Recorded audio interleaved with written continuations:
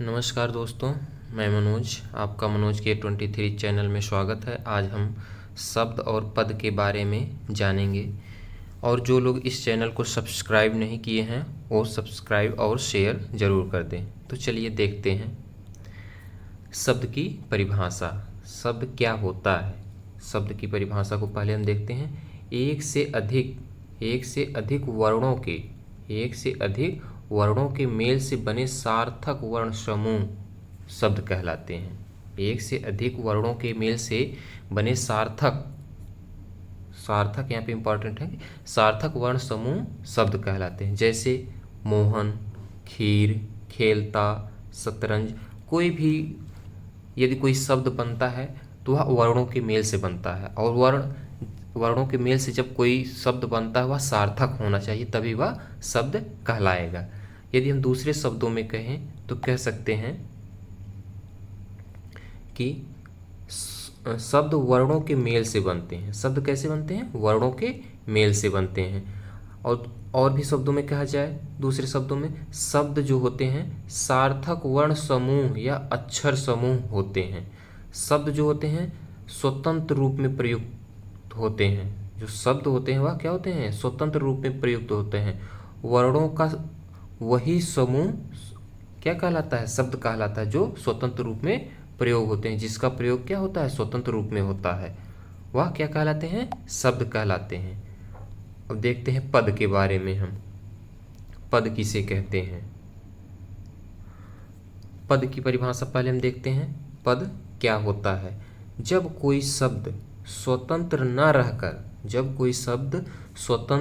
रहकर किस व्याकरण के नियमों में बंध जाता है। किसके नियम में?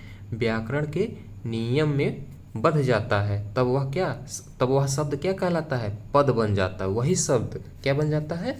पद बन जाता है। इस प्रकार वाक्य में प्रयुक्त जो शब्द होता है वह क्या कहलाता है? पद कहलाता है।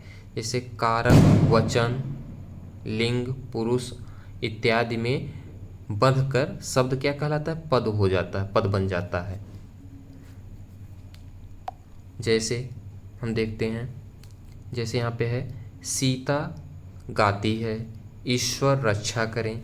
तो यहाँ सीता और ईश्वर आदि शब्द क्या वाक्य में प्रयुक्त होकर पद में परिवर्तित हो गए। यदि यही केवल रहता सीता तो यह क्या होता? केवल तब शब्द कहलाता। क्या कहलाता? शब्द कहलाता है। केवल ईश्वर रहता, यह वाक्य में प्रयोग नहीं होता, तब भी यह शब्द कहलाता। जब इस शब्द का प्रयोग हम वाक्य में कर देते हैं, वाक्य में प्रयोग करने से मतलब यह व्याकरण के नियमों में बंध जाता है। व्याकरण के नियम क्या है? जैसे कारक हुआ, वचन हुआ, लिंग हुआ, पुरुष हुआ, इन सब से क्या हो जाता है? इन नियमों से जब बंध जाता है यह शब्द क्या बन जाता है? पद बन जाता है। तो चलिए इनमें अंतर देखते हैं। जो अंतर है, सूक्ष्म अंतर, उनके बारे में हम देखते हैं। जैसे शब्द क्या होता है? शब्द वर्णों की स्वतंत्र और सार्थक इकाई होती है। शब्द क्या होता है? जो वर्ण होते हैं, अक्षर होते हैं, उनकी स्वतंत्र और सार्थक इकाई होती है। और पद क्या होता है? पद क्या? तो वाक्य में जो प्रयुक्त शब्द होते हैं वह क्या कहलाते हैं? पद कहलाते हैं। इनका जो शब्द, वही शब्द जब किसी वाक्य में प्रयोग हो जाते हैं तो वह पद कहलाता है। अगला अंतर देखते हैं। शब्द का मात्र अर्थ परिचय होता है। शब्द का मात्र अर्थ क्या होता है? वह शब्द, यदि कोई शब्द लिखा है तो उसका अर्थ क्या होता है? बस एक कोई परिचय है। और पद का व्याकरणिक परिचय होता है। पद का क्या होता है? व्याकरणिक परिचय होता है। अगला देखते हैं। शब्द स्वतंत्र होते हैं। शब्द क्या होते हैं? स्वतंत्र होते हैं। और लेकिन पद क्या होते हैं? पद वाक्य में विभिन्न व्याकरणिक कोटियों में बंध जाता है। क्या हो जाता है? व्याकरणिक कोटियों में, अर्थात व्याकरण के नियमों में बंध जाता है।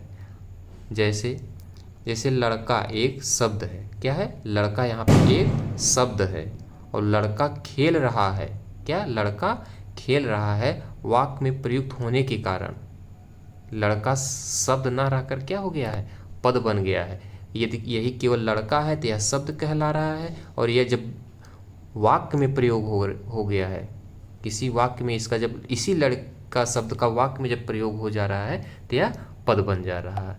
तो यदि वीडियो अच्छी लगी हो तो लाइक और सब्सक्राइब जरूर करें। धन्यवाद।